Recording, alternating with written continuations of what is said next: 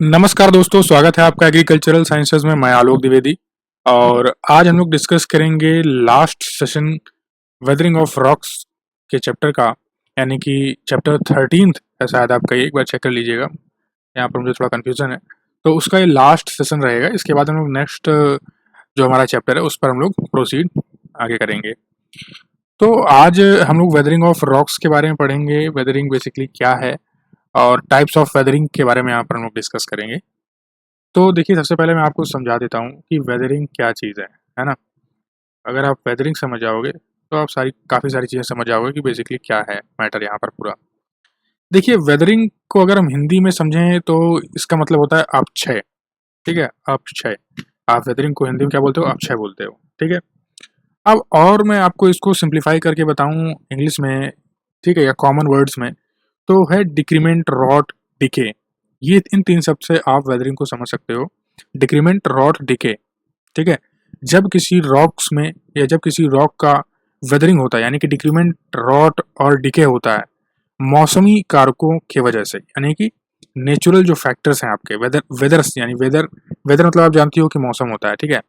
तो जो weathering factors हैं, यानी कि मौसमी जो कारक हैं, जैसे कि हवा हो गया, पानी हो गया, तो इनकी वजह से जब डिके, रॉट और डिक्रीमेंट, ठीक है, होता है किसी रॉक में, ठीक है, तो इन्हें आप क्या बोलते हो? वेदरिंग बोलते हो। यानी हवा पानी के कारण जो नष्ट होती हैं चीज़ें, यानी कि चीज़ें का मतलब यहाँ पे रॉक जो नष्ट होती है, छोटे छोटे पार्ट में टूट जाती है, जैसे आप यहाँ पे देख पा रहे हो कि ये पेरेंट रॉक है। यहाँ पर बायोलॉजिकल वेदरिंग हो रही है, केमिकल वेदरिंग और फिजिकल वेदरिंग हो रही है। बायोलॉजिकल वेदरिंग में आप देखो तो ट्री रूट्स किसकी वजह से होता है? तो ट्री रूट्स एंड लाइकेंस की वजह से होता है, मॉसेस की वजह से होता है। केमिकल वेदरिंग देखो तो वाटर हो गया, एसिड्स हो गया एंड गैसेस की वजह से होता है। फिजिकल वेदरिंग में देखो तो wind, rain, thermal expansion, contraction, water freezing, इन सब कारकों की वजह से होता है फिजिकल वेदरिंग। तो इन सभी फिजिकल, केमिकल और बायोलॉजिकल को सबको मिला के जब इनका डिसइंटीग्रेशन, यानी कि डिक्रीमेंट, रॉट या डिके होता है, तो जब इनके पेरेंट मटेरियल्स इस तरीके से पार्टिकल्स डिसइंटीग्रेट हो जाते हैं, तो आप बोलते हो कि इन लोगों ने अब क्या किया, सिंपल कंपाउंड्स में चेंज हुए और अब ये मृदा को जन्म देंगे, यानी कि सॉइल के फॉर्मेशन के लिए रिस्पॉन्सिबल होंगे। तो आई होप ये चीज़ आपको यहाँ पर समझ में आ गई बहुत अच्छे तरीके से कि वेदरिंग एक जियोलॉजिकल प्रोसेस है जो कि नेचर में डिस्ट्रक्टिव होती है जरूर। हाँ, नेचर में डिस्ट्रक्टिव तो जरूर होती है, ठीक है? और इसी डिस्ट्रक्टिव नेचर की वजह से सॉलिड रॉक्स जो हमारे अर्थ क्रस्ट में है वो सिंपल कंपाउंड्स में परिवर्तित होते हैं, यानी चेंज होते हैं और मृदा या मिट्टी का निर्माण करते हैं। आई होप ये चीज़ अब आपको अच्छे से क्लियर होगी, यहाँ पर कोई डाउट आपको होगा नहीं। अब हम समझेंगे वेदरिंग को थोड़ा सा और इसके बारे में। देखिए, यहाँ पर मैं आपको समझाना चाहूँगा कि जो डिके होता है किसी भी रॉक्स में, या किसी भी रॉक्स में डिके होने के लिए फिजिकल, केमिकल और बायोलॉजिकल, इन तीनों फैक्टर्स का रोल होता है।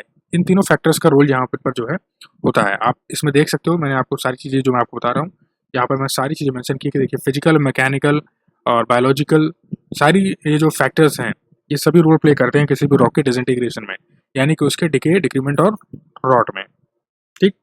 और जो फैक्टर डोमिनेंट होगा, जो भी फैक्टर इनके डिक्रीमेंट या रॉट या डिके के लिए डोमिनेंट होगा, ठीक है, उसी फैक्टर की वजह से हम वेदरिंग को, या यूँ कहें कि उसको नाम मिलता है, उसको उसी के कैटेगरी के अंदर जो है उस वेदरिंग को नाम दे दिया जाता है और इनका इसी के अकॉर्डिंग क्लासिफिकेशन या विभाजन आप कह सकते हो किया जाता है, ठीक है?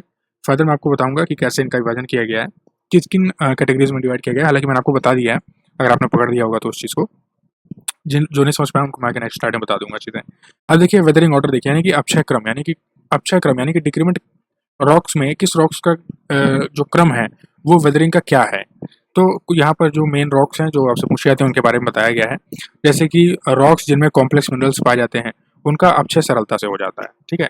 यानी कि जिनमें आपके कॉम्प्लेक्स मिनरल्स पाए जा रहे हैं इनका अपक्षय बहुत आसानी से हो जाता है, सरलता से हो जाता है। और बेसिक इग्नियस जो रॉक्स होती है, ठीक है, जो बेसिक इग्नियस रॉक है, इनमें ज़्यादा वेदरिंग को देखा गया है एसिड इग्नियस रॉक की तुलना में, यानी कि एसिड इग्नियस रॉक की तुलना में बेसिक इग्नियस रॉक्स में वेदरिंग को ज़्यादा देखा गया है। थर्ड पॉइंट की बात करें तो यहाँ पर सेडिमेंट्री रॉक्स की बात हो रही है। तो सेडिमेंट रॉक्स की बात करें तो इग्नियस रॉक और जो मेटामॉर्फिक रॉक के मुकाबले इनका वेदरिंग, यानी कि डिके, कम होता है। ये रेजिस्टेंट टू वेदरिंग है सेडिमेंट्री रॉक्स, ठीक है? सेडिमेंट्री रॉक्स क्या है? मोर रेजिस्टेंट है वेदरिंग के लिए। सैंडस्टोन की तुलना में अगर बात करें लाइमस्टोन की, तो लाइमस्टोन का डिके ज़्यादा इजीली होता है सैंडस्टोन की तुलना में।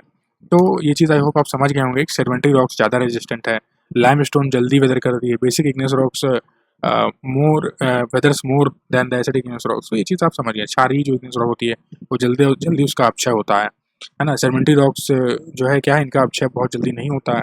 मेटामॉर्फिक और इग्नियस रॉक्स का जो जल्दी हो जाता है। और लाइमस्टोन यानी कि चूना पत्थर है, वो जल्दी उसका अपक्षय होता है सैंडस्टोन के, बलुआ पत्थर के मुकाबले। अब यहाँ पर मैं आप देख लीजिए इग्नियस रॉक्स के एग्जांपल्स हैं, जैसे कि बेसल्ट इस तरह का है आपका, ब्रूमाइस इस तरह का दिखता है, ऑब्सीडियन इस तरह का है, रायोलाइट इस तरह का है, कोरिया इस तरह का दिखता है, डेकाइट इस तरह का है, ग्रेनाइट आपको इस तरह का दिखता है, गैब्रो आपका इस तरह का है, डायाबेस आपको इस तरह दिखता है, डियोराइट इस तरह का है, पेग्माटाइट इस तरह का है, और पेरिडियो पेरिडोटाइट जो है आपको इस तरह का दिखता है। तो ये रॉक है, रॉक को पहचानिए थोड़ा सा आप।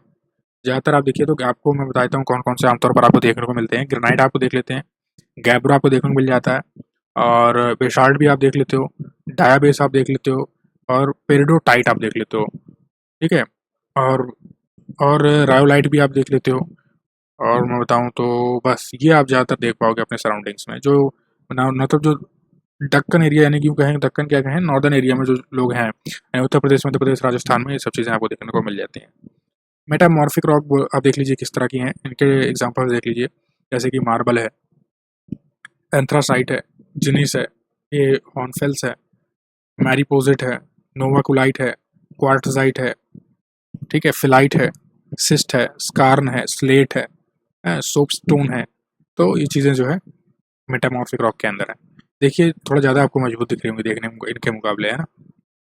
अब सेडिमेंट्री रॉक्स देखिए आप, इसमें जैसे ब्रेकिया है, कैलिके है, चौक है, सर्ट है, कोल है, कॉन्ग्लोमेरेट है, डायटोमाइट है, लाइमस्टोन है, चूना पत्थर जिसे आप बोलते हो, सैंडस्टोन यानी बलुआ पत्थर, शेल है, डोलोमाइट है, सिल्टस्टोन है, रॉक सॉल्ट है, जिप्सम है, आयरन स्टोन है, और कोक्यूना है। तो इसमें आपने ज़्यादातर मेरे हिसाब से सिल्टस्टोन देखा होगा, लाइमस्टोन देखा होगा, रॉक सॉल्ट देखा होगा, सैंडस्टोन देखा होगा, जिप्सम देखा होगा, जिप्सम भी कम देखा होगा आपने तो, और चौक देखा होगा आपने। बस यही चीज़ें आपने मेरे हिसाब से ज़्यादातर देखी होंगी। देखिए कोशिश करिए पहचाने कि आपके चारों ओर कौन कौन से रॉक्स हैं, ज़्यादा बेहतर होगा।